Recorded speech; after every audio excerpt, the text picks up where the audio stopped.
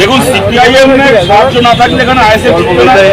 আবার এখানে আইএসএফ জিতেছে বলে এখানে আমরা পঞ্চায়েতে কি আজকের তারিখে আইএসএফ জিতেছে বলে আমরা সিপিএমের মানুষ হচ্ছে মাথা উঁচু করে গর্ব করে বলতে পারছি যে নওশাদের মতো একজন বিধায়ক আমাদের ভোট থেকে জিতে বিধানসভায় আছে। সুতরাং দুটো পার্টি একে অপরের বন্ধু হিসেবেই থাকবে, এটাই কাঙ্ক্ষিত।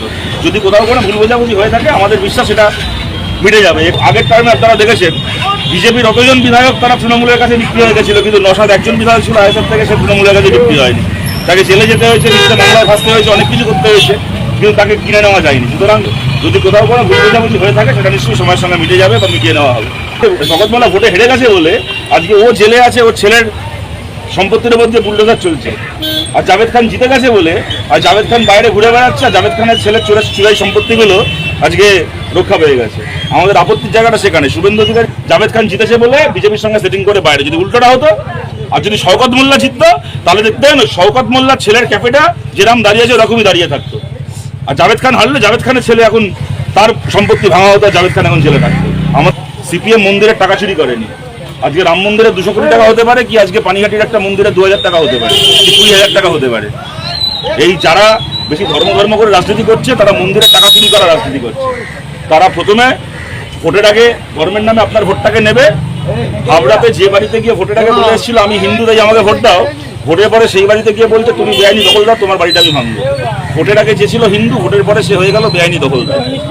শওকত মোল্লারা যে অত্যাচার করেছে তাদের এদের কোমরে দড়ি বেঁধে নয়, এদের জুতোর মালা পরিয়ে উল্টো গাদার পিঠে চাপিয়ে মাথা ন্যাড়া করে ওদেরকে গোটা এলাকায় ঘোরানো হচ্ছে, এটাও ঘটনা। তাই ভালো দ্বারা বিজেপি নেতা এরকম কোনো উস্কানিমূলক বক্তব্য দিয়ে গ্রেপ্তার হয়নি আগে।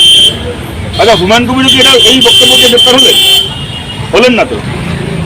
আলটিমেটলি তো দিলীপ ঘোষকে গ্রেপ্তার হতে হলো না, হুমায়ুন কবিরকে গ্রেপ্তার হতে হলো না, তাই তো? হুমায়ুন কবিরের যে পার্টি, সেই পার্টির একজন উত্তরের গরিব কর্মী সে জেল খাটবে, কিন্তু হুমায়ুন কবির বিজেপির কাছ থেকে বাবরি মসজিদ করার নাম করে বাবরি মসজিদের টিকিট তোলার জন্য 10 কোটি টাকা পাবে। ওর ভিডিওতেই আপনারা শুনেছিলেন।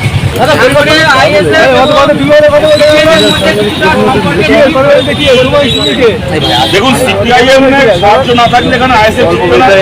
আবার এখানে আইএসএফ জিতেছে বলে এখানে আমরা পঞ্চায়েতে কি আজকের তারিখে আইএসএফ জিতেছে বলে আমরা সিপিএমের মানুষ হচ্ছে মাথা উঁচু করে গর্ব করে বলতে পারছি যে নওশাদের মতো একজন বিধায়ক আমাদের ভোট থেকে জিতে বিধানসভায় আছে। সুতরাং দুটো পার্টি একে অপরের বন্ধু হিসেবেই থাকবে, এটাই কাঙ্ক্ষিত। যদি কোথাও কোনো ভুল বোঝাবুঝি হয়ে থাকে আমাদের বিশ্বাস এটা মিটে যাবে। এখানে আইএসএফের সাথে সিপিআইএম 2021-এর ভোটের আগে থেকে একসঙ্গে লড়াই করে এসছে। পরবর্তীকালে আজকে তো নয় আরেকজন আমাদের বিধায়ক জিতে গেছে, কিন্তু আগের টাইমে আপনারা দেখেছেন বিজেপির অতজন বিধায়ক তারা তৃণমূলের কাছে বিক্রি হয়ে গেছিল, কিন্তু নওশাদ একজন বিধায়ক ছিল আইএসএফ থেকে, সে তৃণমূলের কাছে বিক্রি হয়নি। তাকে জেলে যেতে হয়েছে, নিশ্চয় মামলায় ফাঁসতে হয়েছে, অনেক কিছু করতে হয়েছে, কিন্তু তাকে কিনে নেওয়া যায়নি। সুতরাং আমরাও তার জন্য গর্বিত। যদি কোথাও কোনো ভুল বোঝাবুঝি হয়ে থাকে সেটা নিশ্চয়ই সময়ের সঙ্গে মিটে যাবে বা মিটিয়ে নেওয়া হবে। আপনারা বুলডোজারের বিরোধিতা করছেন, আজকে মৌখালীতে অরণ্যের তুলে অর্থাৎ শওকত মোল্লার ছেলের ক্যাফেতে বুলডোজার চলেছে, এরও কি বিরোধিতা করছেন? কেন করতে যাবো? আমরা বুলডোজারের বিরোধিতা করছি না। বুলডোজার আমরা সবসময় চাই যে চোরেদের আলগাদের ঘরের উপর দিয়ে চলুক, গরিব সাধারণ মানুষের ঘরের উপর দিয়ে না চলুক। আজকে শওকত মোল্লা জিতে গেছে, শওকত মোল্লা ভোটে হেরে গেছে বলে আজকে ও জেলে আছে, ওর ছেলের সম্পত্তির মধ্যে বুলডোজার চলছে। আর জাভেদ খান জিতে গেছে বলে আর জাভেদ খান বাইরে ঘুরে বেড়াচ্ছে, আর জাভেদ খানের ছেলের চুরাই সম্পত্তিগুলো আজকে রক্ষা পেয়ে গেছে। আমাদের আপত্তির জায়গাটা সেখানে। শুভেন্দু অধিকারী নিজে মিটিংয়ে বলেনি যে জাভেদ খানের ছেলে ফয়াজ খানের নামে 90টা প্রপার্টি আছে, ওর ফয়াজ খানের প্রপার্টিতে ইললিগাল বলে নোটিশ দিয়ে আসেনি কলকাতা পুরসভা। অভিষেক ব্যানার্জির প্রপার্টি ট্যাক্স থেকে 1.5 মাস আগে নোটিশ দিয়ে আসেনি কলকাতা পুরসভা। তাহলে আগে ফয়াজ খানের বাড়ি ভাঙা হচ্ছে না, অভিষেক ব্যানার্জির বাড়ি ভাঙা হচ্ছে না, ভাঙা হচ্ছে খালি গরিব মানুষগুলোর বাড়ি, গরিব মানুষগুলোর দোকান। আমাদের আপত্তিটা সেই জায়গায়। বুলডোজারের প্রশ্ন না, বুলডোজারটাকে কার উপর প্রয়োগ করা হচ্ছে তার উপর আপত্তি। আপনারাও খুব ভালো করে জানেন। আর যদি শওকত হেরেছে বলে জেলে, জাভেদ খান জিতেছে বলে বিজেপির সঙ্গে সেটিং করে বাইরে। যদি উল্টোটা হতো আর যদি শওকত মোল্লা জিততো তাহলে দেখতেন শওকত মোল্লার ছেলের ক্যাফেটা যেরাম দাঁড়িয়েছে ওরকমই দাঁড়িয়ে থাকতো। আর জাভেদ খান হারলে জাভেদ খানের ছেলে এখন তার সম্পত্তি ভাঙা হতো, জাভেদ খান এখন জেলে থাকতো। আমাদের আপত্তিটা এই জায়গায়।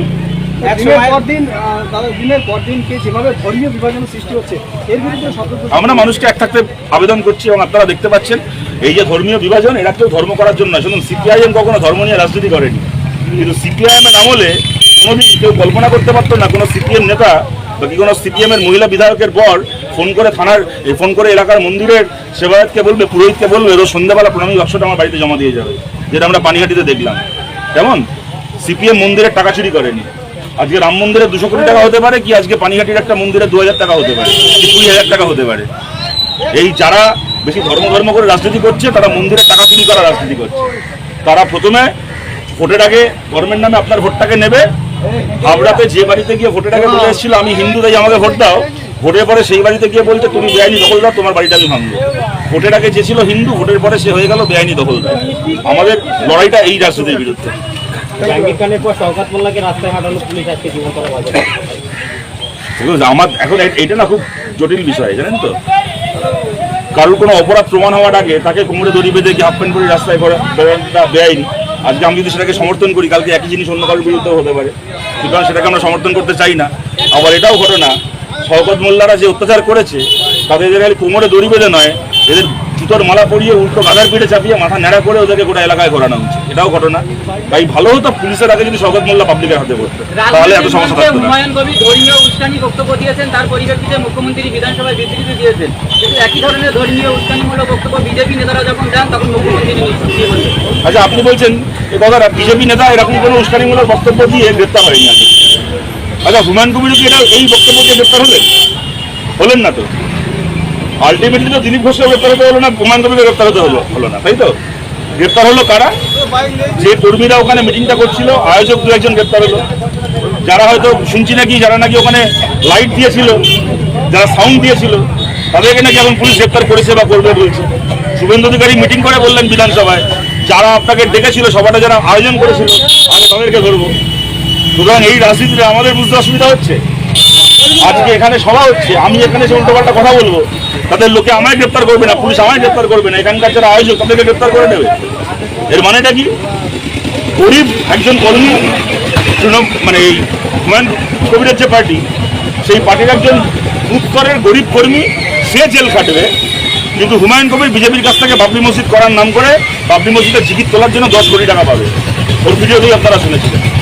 এই রাজনীতি করে করে আজকে পশ্চিমবাংলায় বিজেপি ক্ষমতায় গেছে। যখন হুমায়ুন কবির বলেছিল 30% হিন্দুকে কেটে ভাগীরথীতে ভাসিয়ে দেবো, তখন মমতা ব্যানার্জি হুমায়ুন কবিরকে গ্রেপ্তার করেনি। কিন্তু ওই রাজনীতি করে মমতা ব্যানার্জি আবু তাহেরদেরকে আর ওই ওদের বাকি ওই ইউসুফ পাঠানদেরকে মুর্শিদাবাদ থেকে ভোটে জিতিয়ে নিয়েছিল। করে কি হলো? এখন যখন সরকারটা পাল্টে গেল, তখন ওই আবু তাহের আর ইউসুফ পাঠান তখন বিজেপির সাথে লাইন করে নিল। মাঝখান থেকে পশ্চিমবাংলা সাধারণ মানুষের ঘরের উপর বিজেপি সরকার এসে বসে। ওই জন্য আপনাদেরকে আবেদন করছি, হুমায়ুন কবিরকেও সমর্থন করবেন না, হুমায়ুন কবিরের রাজনীতিও সমর্থন করবেন না, দিলীপ ঘোষের রাজনীতিও সমর্থন করবেন না। যদি একটাকে ছেড়ে একটাকে সমর্থন করেন, তাহলে কেউ ওইটাকে দেখিয়ে মুসলমান এলাকায় পার্টি করবে, কেউ ওইটাকে দেখিয়ে হিন্দু এলাকায় রাজনীতি করবে, ওরা হিন্দু মুসলমানে আরো বিভেদ বাড়বে, আর ওই বাদরের পিঠাভাগ করার মতো করে দিনের পর দিন বিজেপি করে কমে খাবে। তাই যে রাজনীতি করেছে হুমায়ুন কবির, ওই রাজনীতির জন্য আজকে কেন হুমায়ুন কবির বলেনি আজকে হুমায়ুন কবির এই বক্তব্যকে নিয়ে প্রশ্ন করছেন। কদিন আগে হুমায়ুন কবির এই কথাটা বললো না যে আমি বাবরি মসজিদের টিকিট তুলেছিলাম বলে পশ্চিমবাংলায় বিজেপি 200-এর উপর সিট পেয়েছে, এবার আমি দায়িত্ব নেবো যাতে লোকসভায় বিজেপি আরো বেশি সিট পেতে পারে পশ্চিমবাংলা থেকে। ভালো লেগেছিল কথাটা শুনতে হুমায়ুন কবিরের মুখে? ভালো লাগলো, আনন্দ হলো কথাটা শুনতে। সুতরাং যদি প্রতিবাদ করতে হয়, যদি আপত্তি করতে হয়, তাহলে দিলীপ ঘোষ আর হুমায়ুন কবিরের বক্তব্যের একসঙ্গে বিরোধিতা করা উচিত। শুভেন্দু অধিকারী তো স্বাভাবিকভাবে কোনো বিজেপির কোনো নেতা যখন সাম্প্রদায়িক কথা বলবে তাকে গ্রেপ্তার করবে না, তার বিরুদ্ধে কিছু বলবে না। কোনো মুসলিম নেতা কোনো সাম্প্রদায়িক কথা বললে তার বিরুদ্ধেই খালি বলবে, কেন ওটাই বিজেপির রাজনীতি। কিন্তু আমি যদি কমিউনিস্ট পার্টি করি, আমি তার উল্টো রাজনীতি করতে যাবো কেন? যে আমি যদি হুমায়ুন কবির কোনো এরকম কথা বলে, আমি হুমায়ুন কবিরকে চোখ কান বুঝে সমর্থন করবো। যে সাম্প্রদায়িক সে সিলেক্টিভ হবে, যে সাম্প্রদায়িক সে একটা পক্ষের দোষ দেখবে, একটা পক্ষের দোষ দেখবে না।